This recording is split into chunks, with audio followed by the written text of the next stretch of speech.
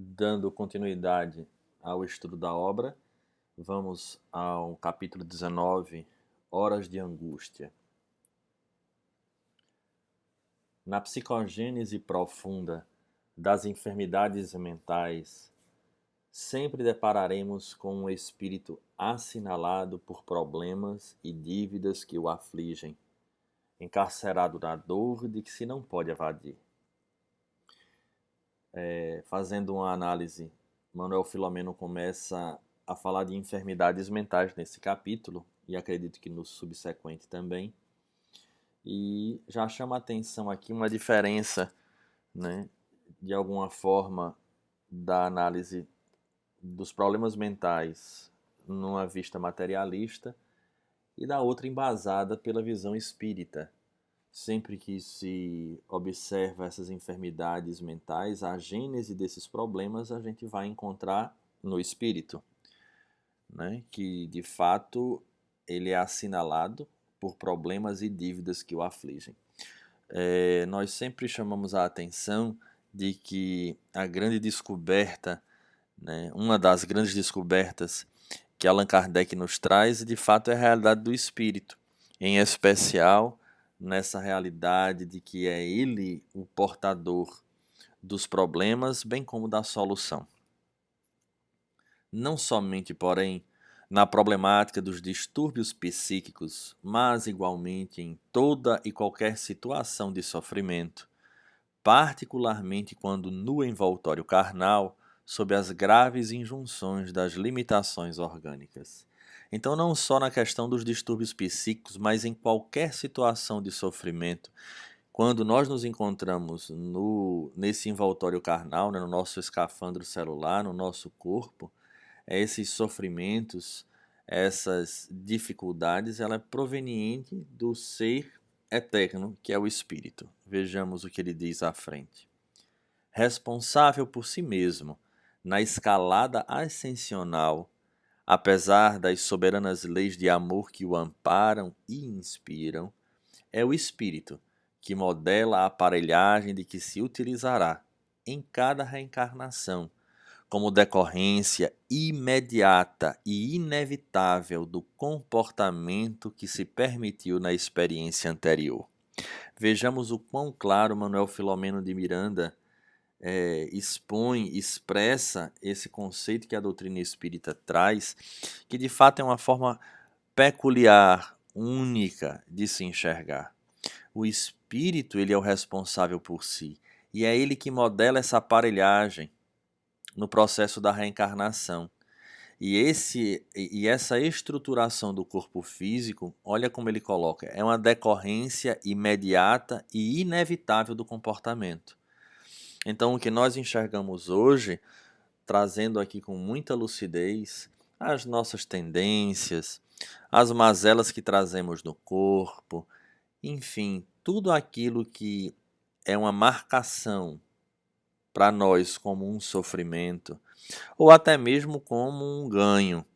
Ele é fruto dessa estrutura do espírito que vai modelar, que vai estruturar no corpo físico, né, trazendo através da sua bagagem fruto do comportamento. Então, essa lei ela é imutável. Então, o tempo passa, mas a lei divina não modifica. Então, tudo que nós expressamos hoje no corpo físico, e o psiquismo faz parte, porque é o cérebro o decodificador da mensagem do espírito, nós iremos, obviamente, trazer no ser eterno a dificuldade, que é expressa no corpo físico. Somatizando conflitos e dramas, reflete na conduta as patologias mais condizentes com a sua realidade. Da mesma forma que, vinculado a reminiscências mais vigorosas de ações infelizes do passado, libera, no psiquismo atual, angústias e rebeldias, transtornos variados e fixações que o alienam, estabelecendo a larga e variada gama dos distúrbios de comportamento e os desequilíbrios de que hoje, mais do que ontem, padece a sociedade. Então vejamos que ele somatiza esses conflitos. E ela reflete essa conduta com a realidade deste ser espiritual, desse ser transcendente. E obviamente que esses arquivos estão guardados. E lembrando que o grande objetivo do corpo é ele servir de instrumento para a nossa evolução, mas também há um outro, de expurgar, de colocar para fora aquilo que vai em desequilíbrio. Então, de certa forma, quando ele libera no psiquismo atual essas angústias e essas rebeldias, ele está expurgando, colocando para fora essas mazelas que traz na intimidade. Então, quando nós olhamos a nossa sociedade hoje, repleta de situações difíceis, de comportamentos, de desequilíbrios dos mais variados, é como ele diz aqui, mais do que ontem, padece a sociedade porque são espíritos endividados ao longo do tempo. Neuroses, psiconeuroses, esquizofrenias catalogadas multiplicam-se extensamente entre as criaturas, como sinal de alarme, caracterizando os dias que vivemos, de angústias e descontentamento, de aflições superlativas e de loucuras que levam o homem à violência contra si mesmo, contra o patrimônio, contra o próximo, a sociedade, resultando em guerras particulares e domésticas, de grupos e classes, de partidos e religiões, de estados e continentes. Então, como falamos, é a realidade desse espírito que, trazendo as suas dificuldades, vai expressar através do seu comportamento. E, obviamente, como somos um somatório de indivíduos que constituem a sociedade, essa, por sua vez, passa a representar e a apresentar os nossos conflitos. Abstraindo-nos do exame dos fatores psicossociais do momento, bem assim das constrições gerais e de outras causas endógenas, detemo-nos na análise do homem espiritual, ou seja, tirando todas essas teorias e todo esse meio que influencia, vamos nos deter apenas na realidade desse ser transcendente, comprometido em si mesmo, pelo despautério e pela leviandade com que se vem conduzindo em relação à vida, às leis que regem o universo, sintetizadas na lei de amor, que é a manifestação de Deus na sua expressão mais pura. É interessante, nós precisamos mergulhar com esse olhar do ser transcendente, do que a doutrina espírita nos traz, porque desde a oração dominical, quando nós olhamos ou vamos ouvir o próprio Jesus dizer que seja feita a vossa vontade, nós sabemos, e isso é ponto pacífico em todas as religiões, de que precisamos ser dóceis à vontade de Deus. No entanto, vejamos o que Manuel Filomeno coloca: comprometido em si mesmo pelo despautério e pela leviandade, com que se vem conduzindo em relação à vida, às leis que regem o universo. Ou seja, nós nos colocamos como indivíduos dóceis à vontade do Pai, desde que essa vontade do Pai não seja diferente da nossa vontade, porque quando a nossa vontade é diferente da dele, nós optamos pela leviandade, pelo despautério, pelo nosso achismo e uma conduta muito comum nossa de tentar ajustar a lei para justificar a nós próprios esse comprometimento, essa leviandade. Então ele diz aí, ó, comprometido em si mesmo pelo despautério e pela leviandade com que se vem conduzindo em relação à vida, às leis que regem o universo, sintetizadas na lei de amor, que é a manifestação de Deus na sua expressão mais pura. Porque numa análise superficial nós colocamos esse amor como sendo aquele de passar a mão na cabeça dos filhos, e se um pai na terra terreno, ele consciente da sua tarefa, ele impõe aos filhos uma conduta, ele aponta o rumo e deixa que os filhos arquem com as consequências, imaginemos Deus, que é a inteligência suprema. Então, a expressão máxima de Deus é a lei de amor, mas na verdade essa lei são aquelas leis morais que nós não temos como fugir delas.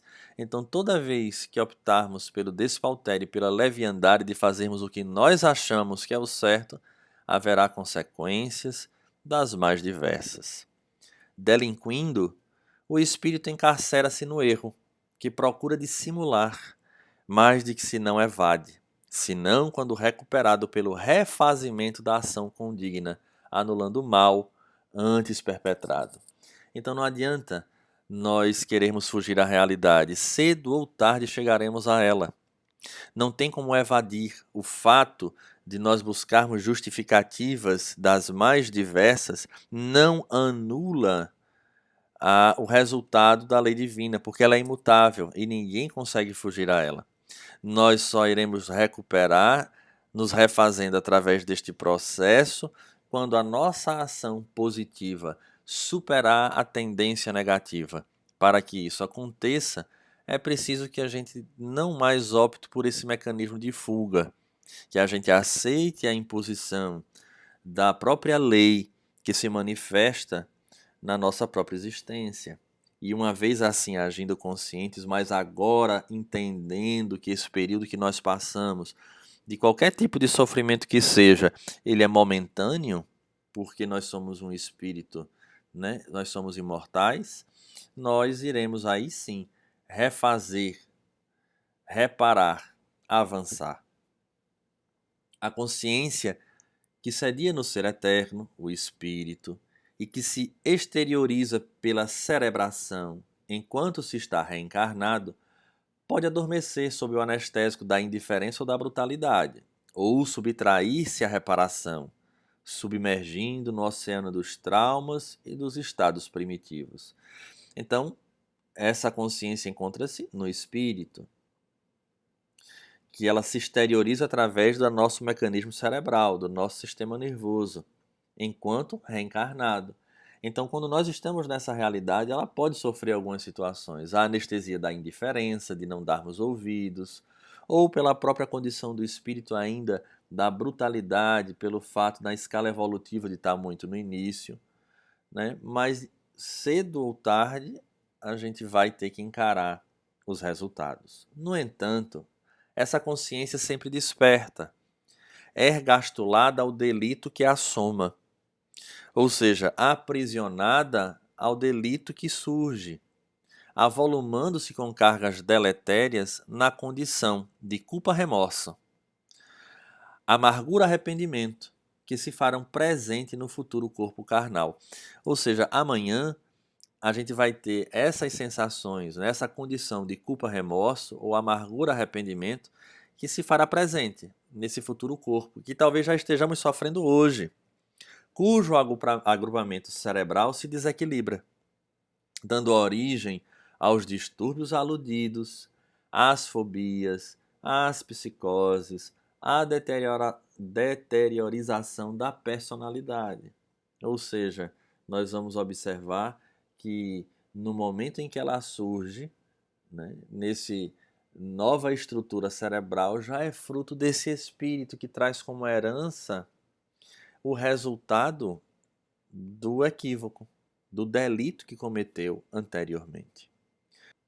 Quando aqueles deslizes e crimes envolveram outras criaturas que não tiveram o valor de perdoar e esquecer, sem atinarem que sofrimento é prova redentora, e se resolvem pela cobrança inditosa, reencontram no tempo, sob outra forma que seja, o infrator que se lhe fez inimigo, passando a investir furibundos e inditosos, em desforços que se alongam, gerando quadros de obsessões dilaceradoras que são adicionados à problemática pessoal do delinquente em desequilíbrio.